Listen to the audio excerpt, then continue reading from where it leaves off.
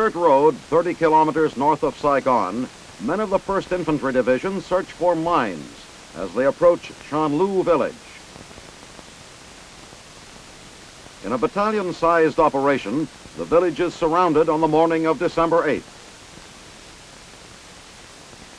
At 0800 hours, psychological warfare teams enter the Viet Cong-controlled village. They take food and Psy-War posters and leaflets with them. There is no resistance, and the troopers prepare to feed the people. Later, the children of the village crowd around the soldiers as the Americans hand out candy. Meanwhile, work begins to eliminate all Viet Cong signs and propaganda material in the village. A pro-government slogan is painted on the wall of a centrally located building.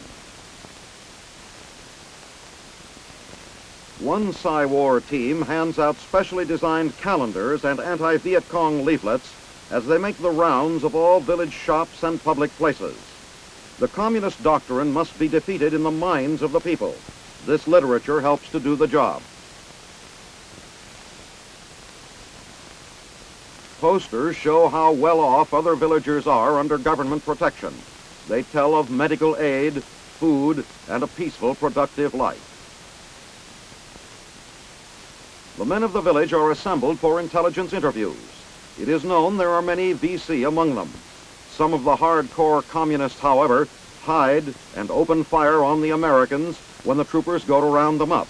The rest of the village men are kept in order. The situation is soon under control. 9 VC are dead and several wounded. American casualties are negligible. At the battalion CP, prisoner interrogation begins. Uneasy peace comes to Shanlu.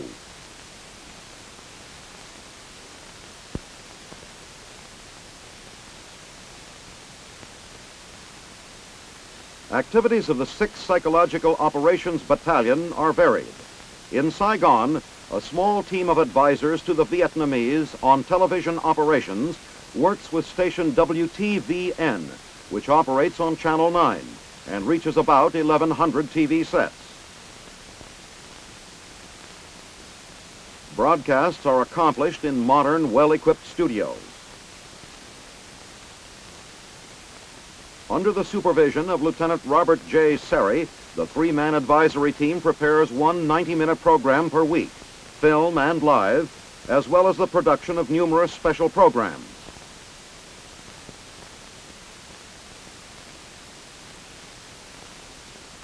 On another front, a loudspeaker team from the 245th PSYOPS Company is assigned to the 2/71st Air Cav, where they accompany troops in the field on search and clear missions.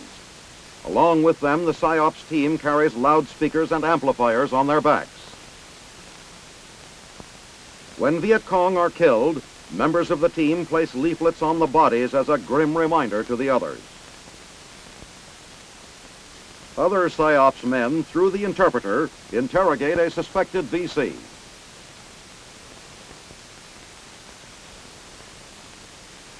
Yet another team from the 245th PSYOPS Company is deployed with a 1st Air Cav U-10 on a leaflet-dropping mission. The leaflets have influenced large numbers of Viet Cong to surrender. Along with leaflets, the teams broadcast pre-taped messages to the inhabitants of the target area. The planes fly 4 or 5 missions a day, urging the Viet Cong to surrender.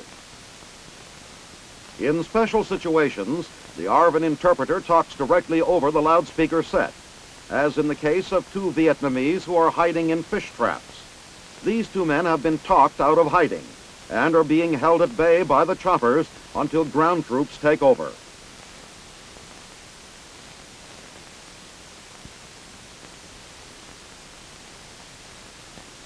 Loudspeaker teams have also been employed to assist medcap teams.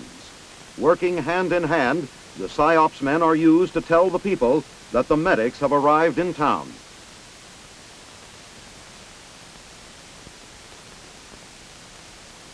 This spirit of cooperation between PSYOPS and other units goes a long way toward their common goal of pacification.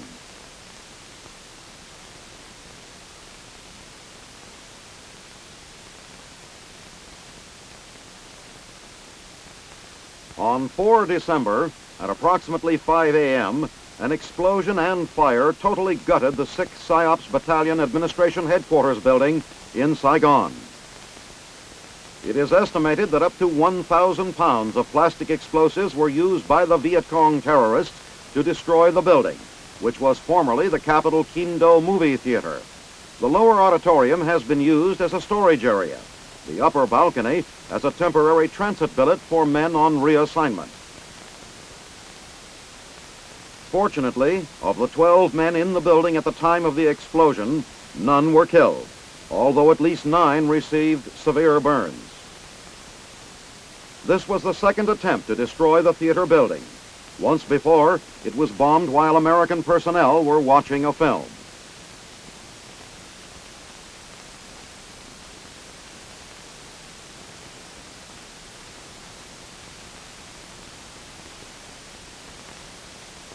An innocent-looking Vietnamese hut, but if an unwary man were to step inside, look out. Underneath the bamboo rug lies instant death, a 90-millimeter tank round set to explode when a pressure trap is stepped on. The Viet Cong rely heavily on such mines and booby traps to slow the advance of the Allied troops on search and clear missions. These mines can be set off with pressure fuses or can be detonated electrically by a Viet Cong hiding some distance away. A discarded sea ration can may be used to make a deadly booby trap, merely by filling it with TNT and attaching a fuse.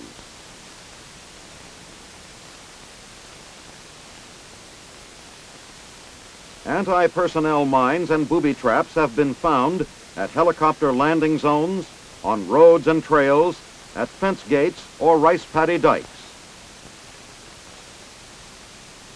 A bamboo basket beside a road might contain enough TNT to blow up a truck. A canteen may be filled with TNT and rigged to detonate when the cap is removed. Anti-vehicular mines can disable a tank or destroy a truck.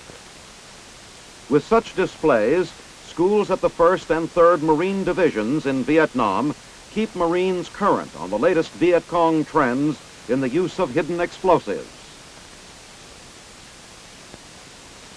At the landmine warfare schools, Marines are trained to avoid being caught by mines or traps. Classroom instruction is given on the various types of hidden explosive devices, followed by practical work in mock-up villages and the terrain. The explosive booby trap can be found anywhere in Vietnam. A jungle tree with gnarled branches may be picturesque enough to photograph, but it may also be rigged to a foot trap which will explode a shell above your head. The Viet Cong use all their knowledge and ingenuity in fashioning these devices. A punjai pit is made with sharpened bamboo stakes or barbed metal spikes. Another crude weapon is the steel bear trap, which can fracture a man's leg in one quick snap. A section of bamboo containing a .30 caliber shell attached to a firing pin can be set off with pressure from a man's foot. A man entering this village hut would be met by a Malayan whip, a heavy swinging bamboo pole with sharp stakes implanted in the crossbars. A tripwire, usually hidden in high grass, triggers this variation of the Malayan whip, the deadfall, a spiked weight rigged to drop on a man's head. When found, each tripwire must be carefully checked to determine the location of the explosive. An engineer demolition man places a charge alongside the device, clears the area, and blasts the booby trap.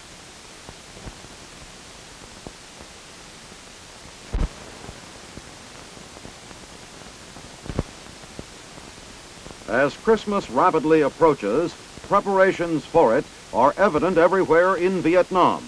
Along the sidewalk stalls in Saigon, servicemen shop for last-minute gifts, searching for that something special to send home.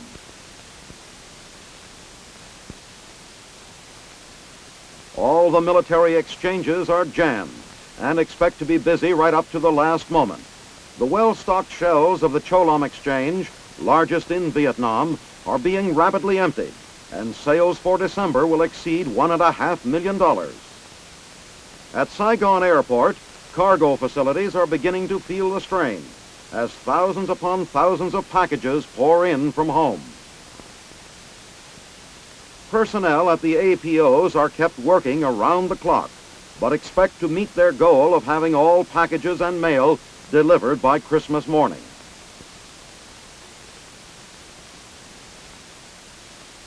Elsewhere, the business of fighting a war goes on, but with some special differences.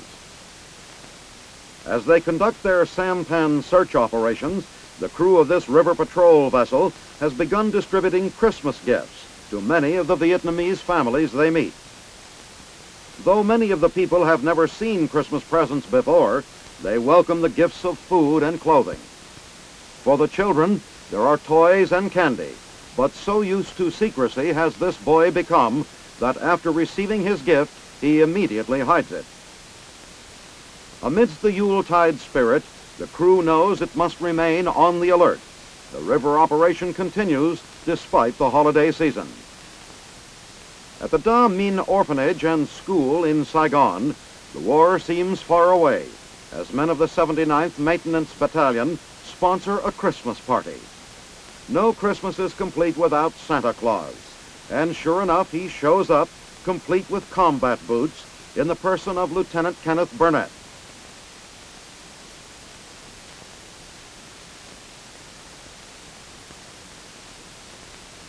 The kids don't know what to think when, one by one, they are invited to Santa's knee.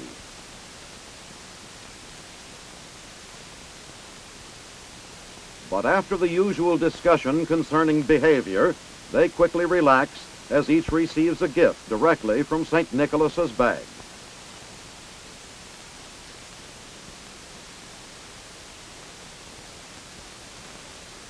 Then, all together, everyone struggles to open their presents. When it's all over, no one is sure who had more fun, the kids or the GIs. As December 25th draws near, troops at Long Binh, as those in camps all over Vietnam, gather for religious services. Within a well-guarded defense perimeter, Chaplain John Sargent begins his service. Let us have our invocation. Almighty God, our everlasting Father, we thank Thee for Thy divine grace, which is shed abroad in this Christmas season into the hearts of all those Thy people, and all those who believe and trust in Thee. Then the men join him in prayer, expressing the long-hoped-for wish of peace on earth, goodwill toward men.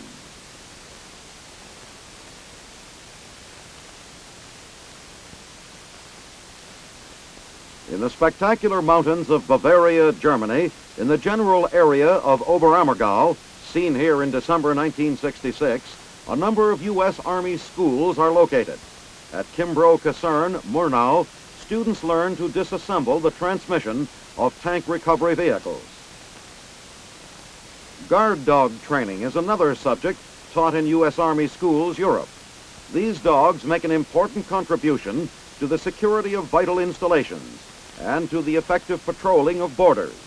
They learn how to negotiate the types of terrain and the obstacles they may encounter while on duty. Discipline is of paramount importance.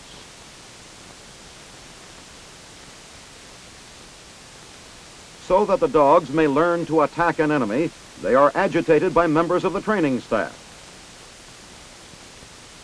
A heavily padded man simulates an enemy and the guard dog attacks until he is restrained.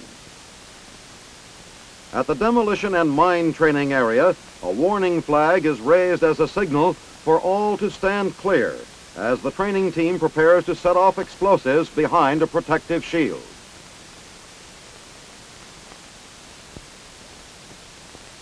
A demonstration charge is ignited. There are many other subjects taught by U.S. Army Schools Europe, both in the classroom and the field.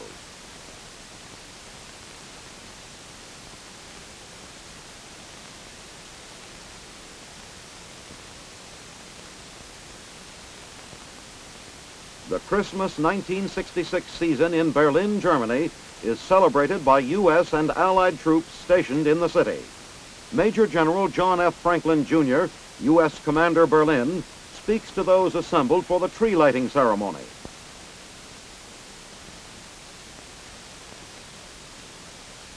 Heinrich Alberts, the governing mayor of Berlin, also addresses the guests.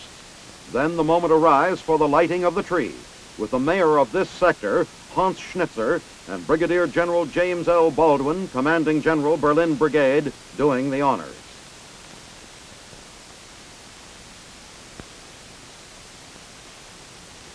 The following day, 16 December, the traditional Christmas tree lighting ceremony at Checkpoint Charlie is scheduled to take place. Although many aspects of the area offer grim reminders of the harsh separation, the checkpoint will witness a joint United States, British, and French celebration.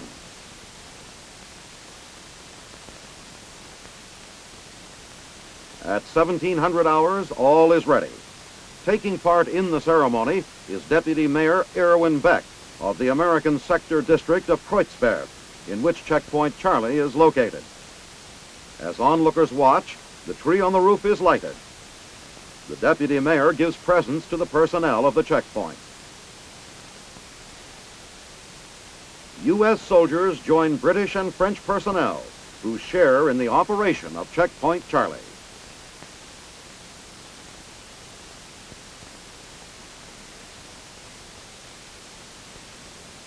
In the Wildflecken training area, Germany, photographed in early December 1966, a very complete and well-equipped crafts shop is available to both U.S. and German soldiers. It gives the men an opportunity to spend their spare time usefully and constructively.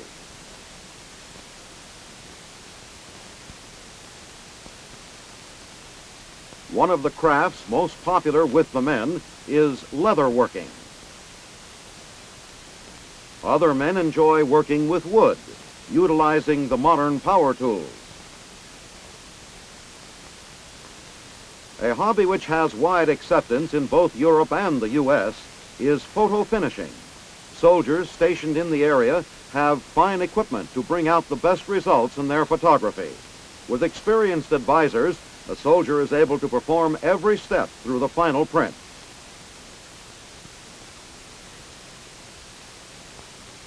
Automotive maintenance is a practical and money-saving hobby for the individual, while the Army benefits from increased skills.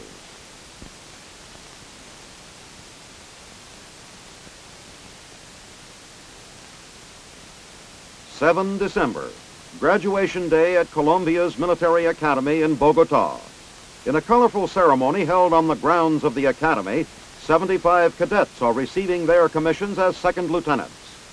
Through the U.S. Army mission, the Academy receives training aids, vehicles, and radios. The mission also provides guest instructors and an exchange of cadet officers between West Point and the Colombian Academy. 3 classes of cadets are involved in the traditional ceremony: those who have completed their secondary school subjects, those who are entering the senior class, and the current graduates. The event is attended by ambassadors and military attaches from several countries, including the United States. A highlight is the presentation of a West Point saber to the cadet with the highest grade in military tactics.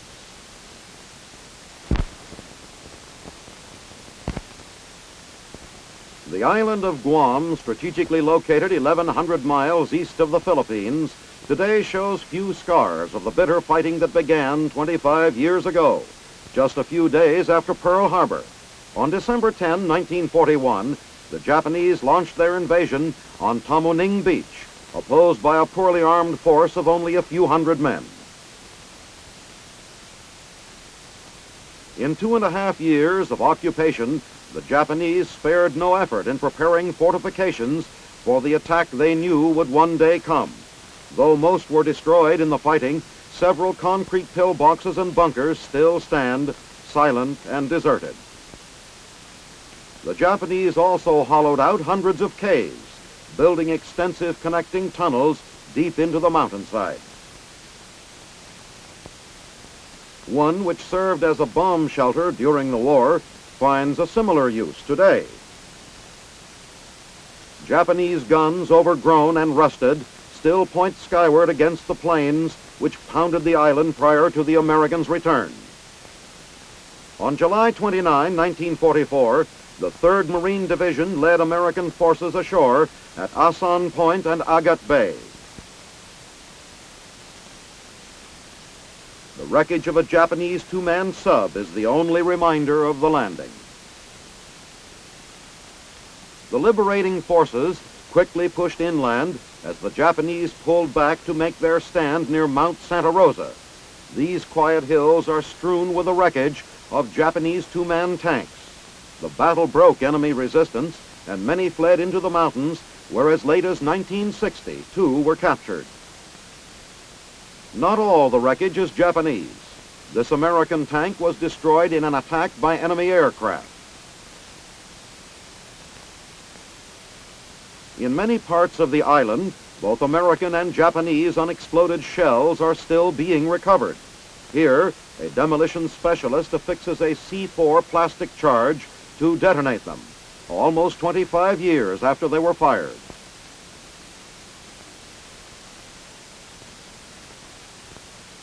Nearly leveled during the war, the capital of Agana has today been rebuilt into a modern city of 5,000. Here especially, there is little evidence of the devastation that once took place, but the people have not forgotten. In the center of town stands a Statue of Liberty, where each year, on the day and hour when the American troops landed, a ceremony is held commemorating the liberation of Guam.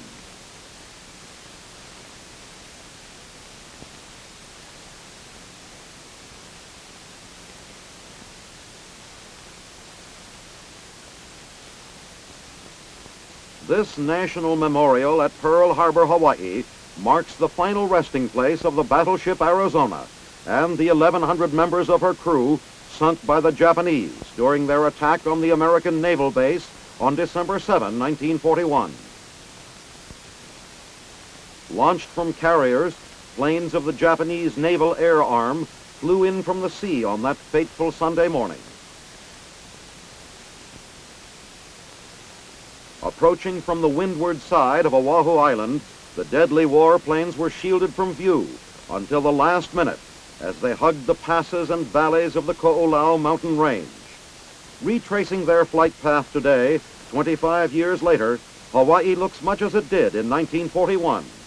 Squadron after squadron of the Japanese aircraft came over the mountains and winged down these verdant valleys on their way to Pearl Harbor to destroy the Pacific Fleet. In a matter of moments, the heavily populated areas were under their bomb-laden wings. It was 0730 hours. Then Pearl Harbor stretched before them. Most of the U.S. Pacific Fleet lay at anchor here. The attack began, and Americans died. Next, they headed for Schofield Barracks. The spot where the first Japanese shell struck is still there.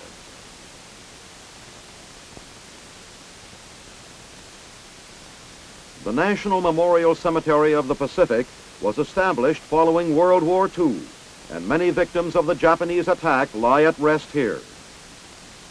Now, on the 25th anniversary of the surprise attack which took the lives of thousands of Americans, many veterans of that day at Pearl Harbor are among those who hear an opening address by the Commander-in-Chief, U.S. Pacific Fleet, Admiral Roy L. Johnson.